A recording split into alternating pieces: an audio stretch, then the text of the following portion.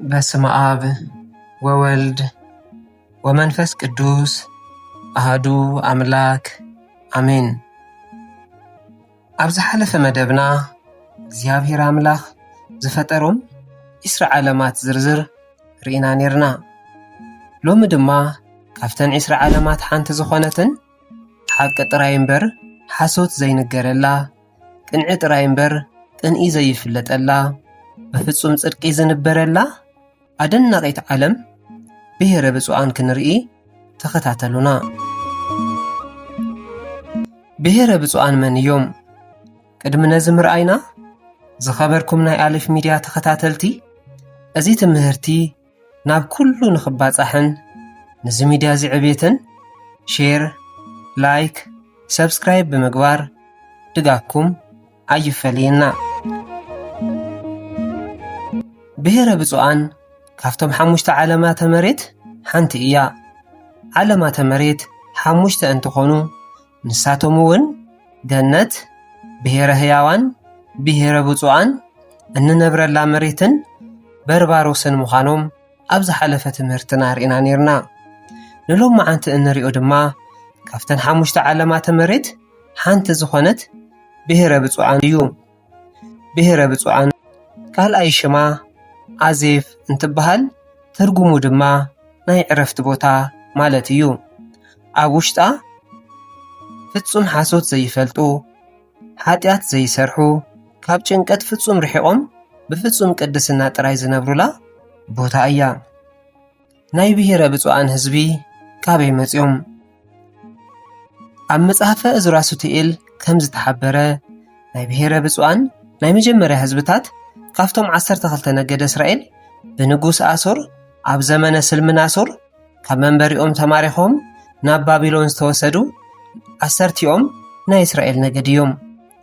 ካብቶም 12 ነገድ እስራኤል እቶም 10 ነገድ ከም ዝጠፍኡ ይዝረብ። ነገር ግን እዞም 10 ነገድ እስራኤል ድሕሪ ምርኮ ብሓባር ተኣኪቦም ክንደያናይ ኃጢአተኛታት ምዃኖምን ደጊም ብፍጹም ንስሐ ኣትዮም ኃጢአት ከይሰርሑ ንኣምላኾም ጥራይ ብፍጹም ቅድስና ከገልግሉን ወሲኖም ጉዕዞ ጀመሩ። ሰብ ናብ ዘይብሉ ናይ ዓለም ዋጭዋጭ ናብ ዘይሰምዑሉ ብፍጹም ሰላማዊ ብፍጹም ንጽህና ጥራይ ናብ ዝነብሩሉ ንፈጣሪኦም እናመስገኑ ናብ ዝነብሩሉ ቦታ ካብ ፋርስን ባቢሎንን ተፈገሱ።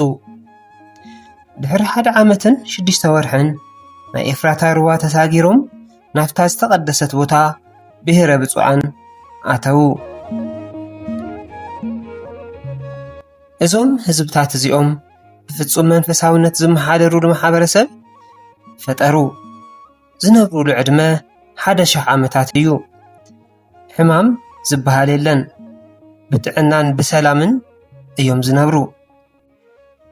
ኩነታት ሓዳሮም እንትንርኢ ስርዓት ሓዳሮም ኣብዚ ንነብረሉ ምድሪ ከም ዘሎ ዓይነት ፍትወትን ብጾርን ዝተዓጀበ ይኮነን። ፍጹም ካብ ፍትወተ ስጋ ዝረሓቁ እዮም። ሓዳር ዝገብሩሉ ምኽንያት ዘርኢ ንምትካእ እምበር ንፍትወተ ስጋ ይኮነን። ድሕሪ ሓዳር ምግባሮም ኣብዚ ምድሪ እዚ ከም እንነብሮ ንፍትወት ብዝምቹ ኩነታት ኣብ ሓደ ገዛ ብሓባር እንዳነበሩ ኣይደቅሱን። ነገር ግን ኣብ መዋእለ ዘመኖም ደቂ ኣንስትዮ ንበይነን ደቂ ተባዕትዮ እውን ንበይኖም እዮም ዝነብሩ። እተን ደቂ ኣንስትዮ ናብ ሰብኡተን ዝኸዳ 3 ግዜ ጥራይ እዩ።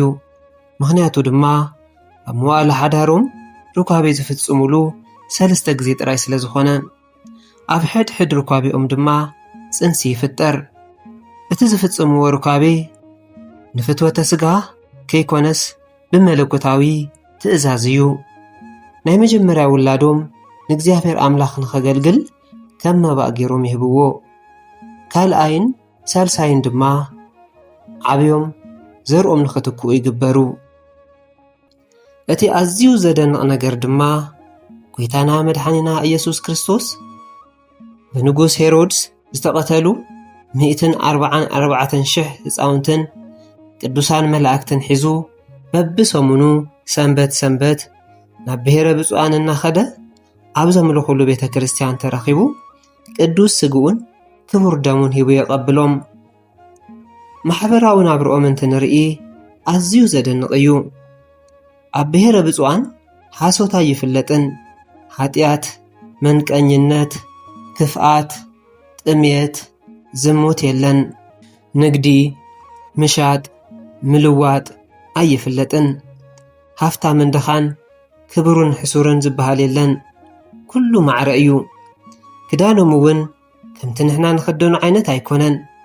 ነገር ግን ኣዳምን ሄዋንን ኣብ ገነት እንትነብሩ ዝነበሮም ናይ ጸጋ ክዳን እምበር ሃፍረተ ስግኦም ብዓይኒ ኣይርአን፣ ብኣእምሮ እውን ኣይሕሰብን። ብሔረ ብፁዓን ናይ ገነት ኣምሳል እያ። ሩዋታታ ከም ናትና ምድሪ ከይኮነስ በረከት ዝተሸከመ እዩ። ጸባ፣ መዓር፣ ወይንን ዘይትን ዘመንጩ ሩባታት እዮም።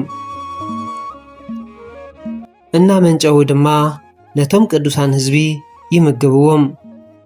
ብዘይ ድኻም ብዘይ ልፍዓት ንህዝቢ ዘድሊ ኩሉ እትህብ በረከት ዝሓዘት ምድሪ እያ ብሔረ ብፁዓን። ምዝራእ ይኹን ምሕራስ ኣይፍለጥን። እግዚኣብሔር ኣምላኽ ካብ ጾም ሰዓት ወፃኢ ዘድልዮም ምግቢ ዝህብዎም እጽዋት ገይሩሎም እዩ። ዕድሚኦም ኣኺሉ 1,000 ዓመት ምስ መልአ ሓሚሞም ኣሪጎም ኣይሞቱን። ነገር ግን እግዚኣብሔር ኣምላኽ መማረፂ የቕርበሎም። ብፍቓዶም ክዓርፉ እንተደልዮም ከይሓመሙ ይዓርፉ። እንተዘይደልዮም ግና እግዚኣብሔር ኣምላኽ ዝሕደሱሉ ብሃ ዝበሃል ጻዕዳ እጽ በሊዖም ዝኣረገ ሰውነቶም ረጊፉ ከም ብሓድሽ ንኽሕደሱ ይገብሮም። በብ1,000 ዓመት እውን እናተሓደሱ ይነብሩ። ሓደ እዋን ዞሲማስ ዝተባሃሉ ቅዱስ ባህታዊ ናይ ነብዩ ኤርምያስ መጽሓፍ እናንበቡ ከለዉ ብዛዕባ ዞም ናይ ብሔረ ብፁዓን ህዝብታት ዝሕብር ታሪኽ ረኸቡ። ንእግዚኣብሔር እውን ብፍጹም እምነት ናብቲ ቦታቲ ንኽኸዱ ለመንዎ። እግዚኣብሔር ኣምላኽ እውን ጸሎቶም ሰሚዑ ናብ ብሔረ ብፁዓን ዝወስድ መልኣኽ ሰደደሎም። እዞም ብፁዓት ሰባት ንኣባ ዞሲማስ ምምጻእ ተኸቲሎም ብዓብዪ ክብሪ ተቐበልዎም። ንደቆም እውን ወንጌል ንኸምህሩሎም ሓተትዎም። ኣባ ዞሲማስ ነዚ ሕቶ ዝተቐቢሎም ወንጌል ምምሃር ጀመሩ። ሓደ መዓልቲ ንበይኖም ጸሎት ክገብሩ ደልዮም ነቶም ዘምህርዎም ሕፃናት ከም ዝበልዎም ሰብ መጺኡ መምህርኩም ኣበይ ኣለዉ ኢሎም እንተሓቲቶምኩም የለን በልዎም ኢሎም ናብ ጸሎቶም ኣተዉ። ብድሕሪኡ ካልኦት ሰባት መጺኦም ነቶም ሕፃናት መምህርኩም ኣበይ ኣለዉ ኢሎም ሓተትዎም። እቶም ሕፃናት ድማ ከም መምህርና ዘረባ የለውን፣ ከም ናትና ኣዘራርባ ግን ኣለዉ ኢሎም ናብ ዘለውዎ ቦታ ይጥቆምዎም። ብድሕሪኡ ነዚ ሓሶት ዝሰምዑ ኩሎም ንደቅና ሓሶት ከየምህሩልና ብምባል ካብ ምድርና ይውፅኡልና ኢሎም ኣባረርዎም። ኣባ ዞሲማስ ከይሓሰብዎ ብሓንቲ ጌጋ ነታ ዝተመነይዋ ምድሪ ሰኣንዋ። ኣባ ዞሲማስ ሓንቲ ጌግኦም ብሔረ ብፁዓን ኣስኢንዎም። ንሕናኸ በብሰዓቱ ሓሶት፣ በብግዚኡ ቅንኢ፣ መዓልታዊ ሕስድና፣ ሽምጥፋእ፣ ክፍኣት እንሰርሕ ፍርድና እንታይ ኮን ይኸውን? እሞ ድማ ምስ ዝኹሉ ሓጢኣትና ከንቲ ውዳሴ ንምርካብ እንገብሮ ምጉያይ ኣዝዩ ይሕፍር። እግዚኣብሔር ናይ ኩላትና ፍጻመ ይዕርየልና። ኣብ ቀጻሊ ቪድዮ ብኻልእ ትምህርቲ ስጋዕ ንራኸብ። እዚ ትምህርቲ እዚ ናብ ኩሉ ንኽባጻሕን ንዕብየት እዚ ሚድያን ሼር፣ ላይክ፣ ሰብስክራይብ ብምግባር ሓገዝኩም ኣይፈለየና። ወስብሐት ለእግዚአብሔር ወለወላዲቱ ድንግል ወለመስቀሉ ክቡር አሜን።